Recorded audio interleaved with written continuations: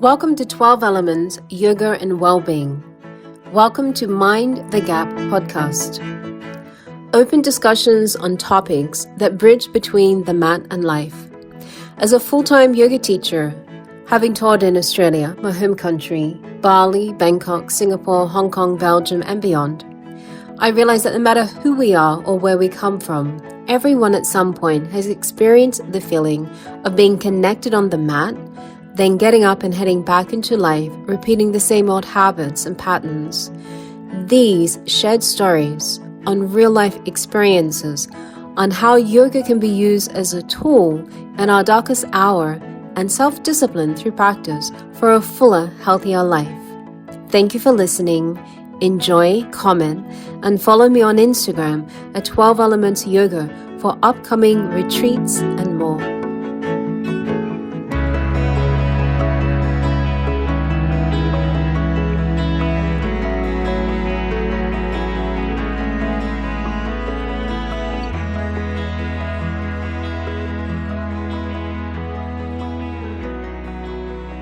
Welcome to 12 Elements podcast. I am here today in beautiful Thailand in Khao Lak. I have arrived here for the last week of the Bikram Yoga teacher training. We have 2 more days to go, and I have secretly pulled Brad aside. So thank you so much, Brad, for taking the time out today to speak to me about Bikram Yoga, about your experience, and let's get into it. So can you tell me where you were born and where did you grow up to begin with, right from the beginning? Yeah, so I'm originally from Canada, born in the middle, born in the snow. Oh, wow, okay. And as a young kid, I mean, as much as I enjoyed the snow, I know I wanted to be in a hotter weather. Like today. Yeah, well today we're at the other extreme. But so I moved to Vancouver, which is the west coast of Vancouver, because it was the warmest part of Canada. Okay. And you know, it gets down to 0 and the odd times we get snow, but it's more like it's play and then it goes. So it was okay. And I love the west coast. I love the west coast living. People were healthy, people were active, there's the mountains, it was the fresh air. Okay. So it really made you feel like, wow, this is a really, you know, it was really healthy for me to be there. And that was my first intuition. So, and then around December 19, and I was a musician, and I had a music studio, so I was recording, and literally after one of the recessions, my singer was smoking a cigarette, said, "Oh, my girlfriend just opened this yoga studio, we should go down and try it." I was like, sure. And so we went down. I knew zero about yoga. I didn't know I'd have all those misconceptions like, oh, I have to be flexible, or is this religious, and all this stuff going on with it. So I was like, but I was really a physical person, and I had owned a gym previously, like 10 years before that. And played hockey and a lot of sports. So I was like, sure, let's try yoga, you know. And he was like, well, it's really hot. And I was like, yeah, that's fine. Let's just do anything, you know. Took the first class and literally came out, sat on the bench, and the light bulb came on, and I said, yeah, I'll be doing that for the rest of my life. Really? Yeah. It was very clear. Do you remember the year that you did your first yoga class, Bikram yoga class? Yeah, it was December of '99. Exactly. Everyone remembers. I love to ask that question because everyone remembers the day that they took their first Bikram class. Yeah, she had just opened December 1st, and I was there December 2nd. And amazing. There was like 3 or 4 of us in the room. And I mean, I didn't decide I was going to be a yoga teacher. I mean, I just knew that the feeling that I had gotten from something I had no idea about, that I actually did yoga, which was wow. And the feeling I got was so much endorphins rushing through my body. I was like, yeah, I want to do that for the rest of my life, you know? Wow. So how old were you when you did your first class then? So I would have been 31, I think. Okay, great. Okay, so then from your first class, did you open your own studio, or no? Did you go to a Bikram training after that, or? There was only one teacher. And really? Yeah, and she had opened that school, and like the boyfriend was, you know, my partner playing music. And so we were recording a new CD, and happened to be the recording studio was 1 block away from the. So each day we started to go in and take a class, and we would go into the studio, and the producer started thinking we were on some kind of wild drugs, because it'd be like 4 or 5 in the morning, and we're still going, and they're like, what are you guys taking? And we're like, oh, we're just taking this yoga class. And they were like, yoga. So that was a really great kick and an introduction for me, and we got that routine going for a month. And literally within that month, the studio was still fresh. So we would be sitting there and people started rolling in. Really? Because it was now January 1st, of course, the beginning of the year. We had no signs outside. There was no advertising. This is like, back 99 and no social media. And all of a sudden people started rolling in, and my friend stood up and said, okay, we're going to get a desk. We're going to get a computer. And so within that next month, as we kept practicing, people came in. She was like, I'm getting overwhelmed. You guys need to become yoga teachers. And I was like, no. It'd be like saying, I'm a musician. Yeah, like me saying like, okay, we're going to be going to Mars. Yeah. And I'm like, but I don't want to go to Mars. So it was totally a different world for me. And I just kept practicing. And so that was in January. And he convinced me and she had convinced me we were going to go to this yoga training. She goes, well, we'll finish our CD and we'll go to LA and we'll shop the CD and we'll take this little yoga course and then we'll come back and we'll still play music and we'll help, Lisa out at the time. And I was like, okay, sure. He convinced me. So we went to LA and we took this training and literally like the page of my life turned. Because I came back and I'd still had my music studio, but by fluke or by chance, the lease had run out, the landlord was getting rid of the building. Oh, wow. And I went and I opened my own yoga school in my own neighborhood. Really? So it was in East Vancouver, close to Burnaby. And I knew at that point, I could feel the energy of the West Coast, and it was building, and people were really getting excited about this new hot yoga. And so I literally bit off more than I could chew, but I went for it. It was the largest yoga school in Canada. Really? Yeah, it had 2 yoga rooms. And we of course, we opened with one, and we were trying to still build out the other one, but we were open quite early. And I had got in literally at the beginning. So when you do the census of the city, there was only 5 other yoga schools. Wow. Different variations. Yeah. When I sold my school in 2014, there was 267 yoga studios of every kind. Canada has a lot of, like, it's very well known, right? I know it for yoga. It exploded. People got excited. Again, and any new thing comes out and there's a lot of people just want to come, and then we had great teaching, which is always the most important. We were straight from Bikram, the dialogue, the energy. And I think Canada and Australia, I think, are very similar. Very similar. I mean, how we always have said Canada and Australia, the brother and sister countries, right? So, I got in at the right time, and I saw the yoga bubble go up, and everybody got excited. And then I remember there was people standing in the back of the room counting the heads in my room. Wait for it. And I was like, okay. And sure enough, they opened almost across the street from me, and it was 3 times bigger, and they completely ate the market, and it was a dog-eat-dog, and I learned a lot about business in that sense, because here I was the biggest dog, and then a bigger dog came. And then they opened like multiple studios around our own city, and and then of course that kind of collapsed the market, and it was just the big malls that operated then, right? So it was the timing also that I got in and I got out at the right timing. And at that point, it was 2014, and I had a lot of experience, and I was getting a lot of requests to go all over the world, because I kept feeling like, you're such a great teacher, you need to express yourself outside of this little box of yours, So where did you teach in the world then? Where have you been teaching? Yeah, so I have like what I call my sister, Cynthia Weir. She's in San Francisco area, and she had a school, and she said, hey, B, come, I lived in her house and taught a few classes, and then her sister studio, Michelle, it has San Jose, and she was like, hey, come down. And it was a time that she had a manager that was just going through a death. He was passing, and I happened to arrive at the same time, and it's like, so I stepped into the right situation. Do you think the Bikram world kind of is like that? Always. Like, you have to trust the universe. Synergy happens. The synergy for me has just been phenomenal as well. Like, being at the right place at the right time, meeting the right people. It's all divinely guided. You just have to trust, and it happens. Yeah, I truly believe in it, especially if you're creating a good karma, more good karma comes out of it. So that started happening, and then we started to develop that business in San Jose, and we really built that up really well. And at the time, I had a work visa as a general management consultant. So I used that title and started going to other studios, and that included Mexico and all over, that said, hey, listen, I'll come in, and yes, I'm passionate about the yoga, but I also would like be passionate about raising your business, right? Yeah. So coming in and helping studio owners raise their business was really a great opportunity, because at that time, again, we felt the curve.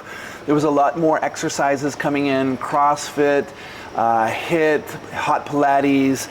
So these are all new trends coming in with exercise that we not directly competed with, but if there's another type of exercise people were interested in, we've got to make sure that our studios, our schools are operating at a high level so that we maintain, right? Yes. And that was the curve. So I have been in a massive curve of learning from the bottom to the top and back down.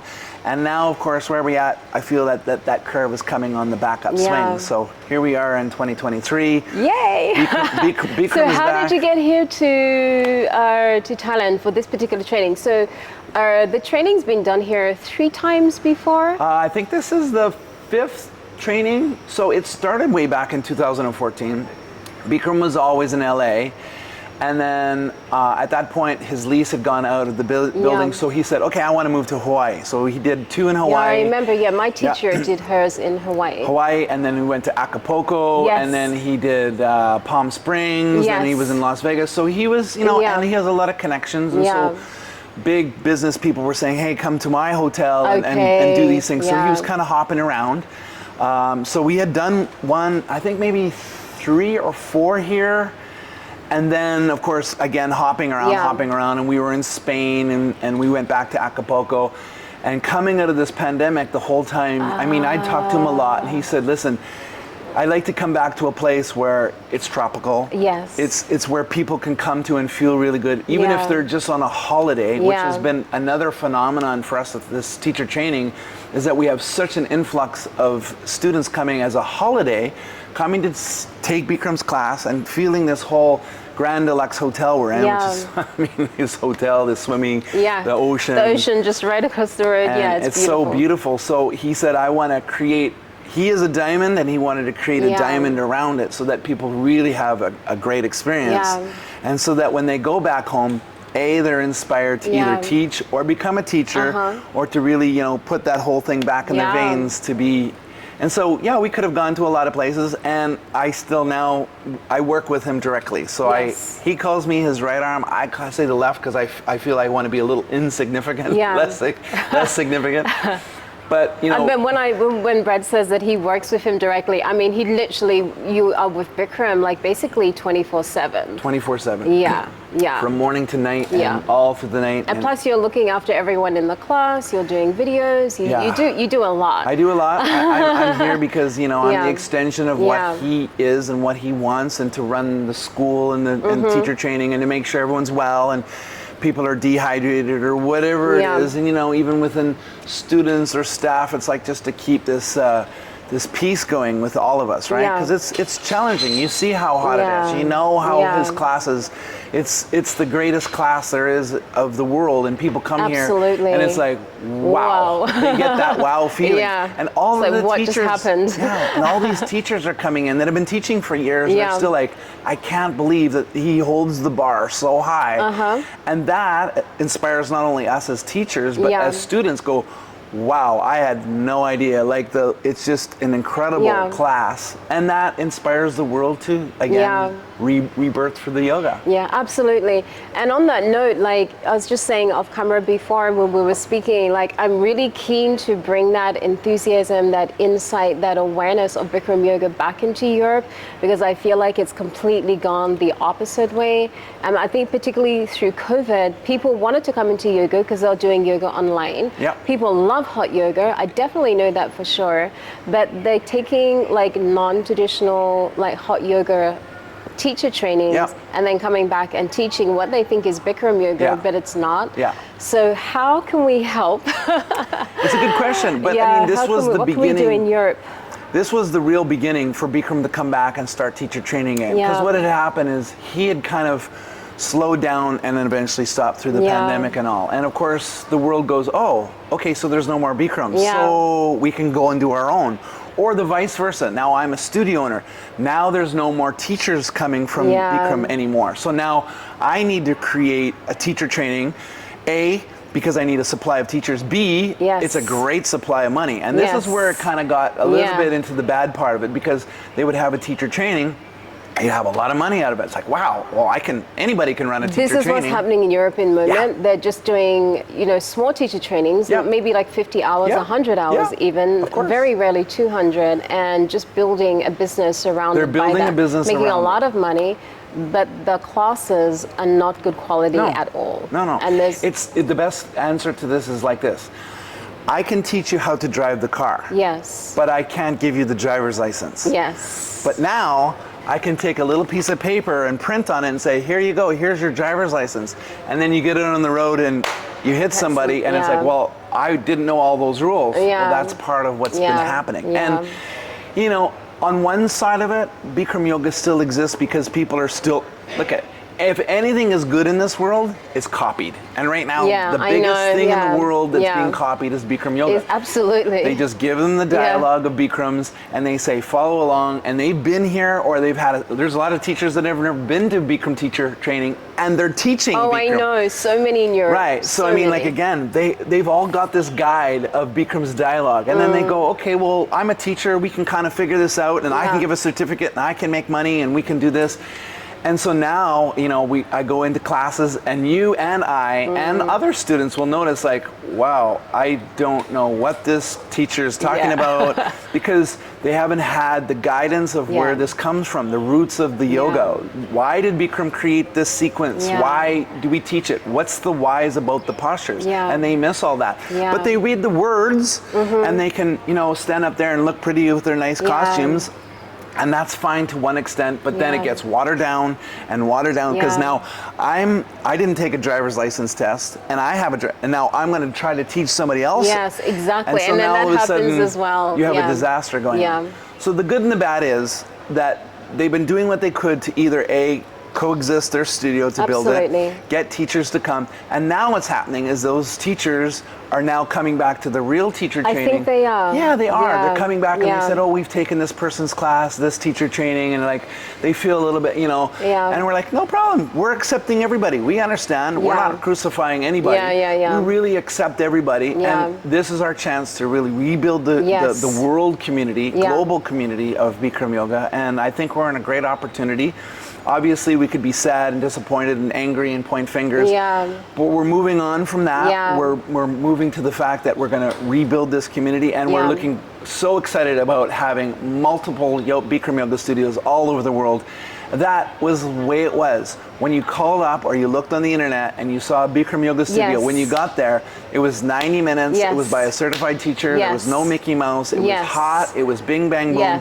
And that's what we're looking forward to bring back to the world, because even for myself, I am a world traveler. I look on the internet and I get to the studio and it's like, Mickey Mouse is teaching in 60 minutes and there's music playing and it's like 90 degrees. And it makes you just want to cry. My heart just breaks every time for me as well. And it's like, I literally travel to another country to take Bikram Yoga classes. Like I travel to London because I can't take them in my country where I'm living at the moment. So it's like, the edges that I will go to do my Bikram. We're here on holidays with my fiance and I made him come here. Wonderful. Because I needed this before we could begin our holiday. So and I know I am not the only Bikram teacher in the world that now is going to the extreme to get the original and the real Bikram Yoga, because there is no replacement. Like what it does to your body, mind, physically, mentally, emotionally, psychologically, there is nothing that can come close to that. I agree. At all. That's why we're here. That's why we have a huge influx of, look at how many people were in the classes now. Classes are full packed. And these are people from all over, and teachers and students, because it's like they're coming back to the source and they're really feeling it.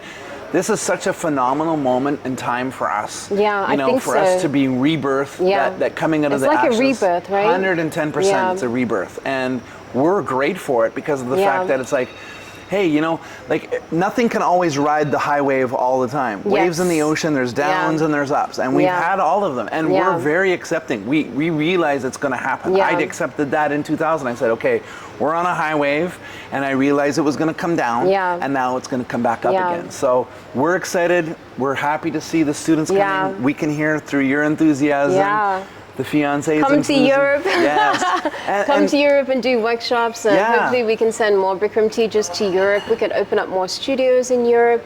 I would love to see that, and I know my students that practice with me are just like hanging to practice Bikram yoga in Europe. And it's so great that you're still holding on to those roots, because you know, when you go to a class and it's the real meal deal, people go, wow, okay, good. Because I was just explaining this to somebody else. If I come to your class and it's kind of 50-50, I'm going somewhere else. Exactly. My time, my energy, my money is going to be somewhere else. So if you have a real class and people feel it, people will come. Who's going to benefit?